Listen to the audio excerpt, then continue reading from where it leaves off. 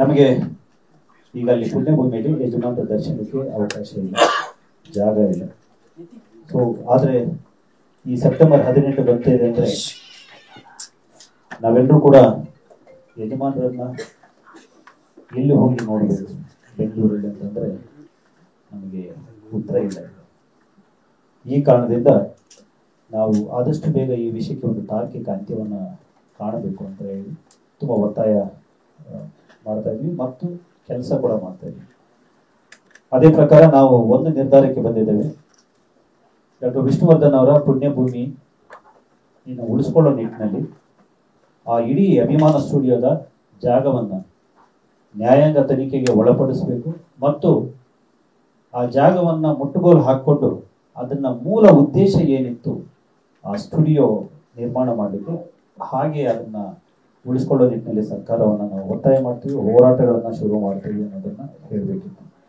ಇನ್ನೊಂದು ಕಿಚ್ಚ ಸುದೀಪ್ ಸರ್ ಬಹಳ ದೊಡ್ಡ ನಿರ್ಧಾರವನ್ನ ನಡೆಯನ್ನ ಘೋಷಣೆ ಮಾಡಿದ್ದಾರೆ. ಅದನ್ನ ನನ್ನ ಜೊತೆಗೆ ಹೇಳ್ಬೇಕಾಗಿದೆ.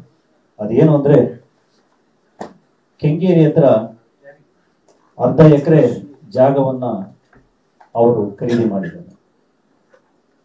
ಅಲ್ಲಿ ಡಾಕ್ಟರ್ ವಿಷ್ಣುವರ್ಧನ್ ಅವರ ಸ್ಮಾರಕ ದರ್ಶನ ಕೇಂದ್ರ ಶೀಘ್ರದಲ್ಲಿಯೇ ಅದರ ನಿರ್ಮಾಣದ ಕೆಲಸಗಳನ್ನು ನಾವು ಆರಂಭಿಸ್ತಾ ಇದ್ದೀವಿ. ಇದು ಇವತ್ತು ನಾನು ಹೇಳಬೇಕಾಗಿದ್ದಂಥ ಸುದ್ದಿ. ಸೆಪ್ಟೆಂಬರ್ 18ಕ್ಕೆ ಬಹುಶಃ ನಾವು ಅಡಿಗಲ್ಲನ್ನು ಹಾಕ್ತೀವಿ. ಸೆಪ್ಟೆಂಬರ್ 2ನೇ ತಾರೀಕು ವೈಯಕ್ತಿಕವಾಗಿ ನಾನು ಅವರು ಇಷ್ಟು ದೊಡ್ಡ ನಿರ್ಧಾರವನ್ನು ಕೈಗೊಂಡಿರೋದ್ರಿಂದ ಅವರ ಹುಟ್ಟುಹಬ್ಬ ಅಂದರೆ ಸೆಪ್ಟೆಂಬರ್ 2 ಕಿಚ್ಚ ಸುದೀಪ್ ಸರ್ ಅವರ ಹುಟ್ಟುಹಬ್ಬ ದಿವಸ ಆ ಸ್ಮಾರಕ ಹೇಗಿರುತ್ತೆ ಅನ್ನುವಂತಹ ಒಂದು ಮಾಡೆಲ್ ಅನ್ನ ಜನರ ಮುಂದೆ ಬಿಡುಗಡೆ ಮಾಡ್ತೀವಿ.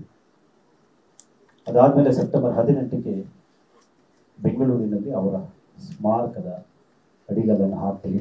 ಹಾಗಂತ ಇದು ಪುಣ್ಯಭೂಮಿಗೆ ಈಕ್ವಲ್ ಅಂತ ನಾನು ವಾದ ಮಾಡ್ಲಿಕ್ಕೆ ಹೋಗ್ತಿಲ್ಲ, ಮೈಸೂರಿನ ಸ್ಮಾರಕಕ್ಕೆ ಪ್ಯಾರಲಲ್ ಅಂತ ಹೇಳಕ್ ಹೋಗ್ತಿಲ್ಲ.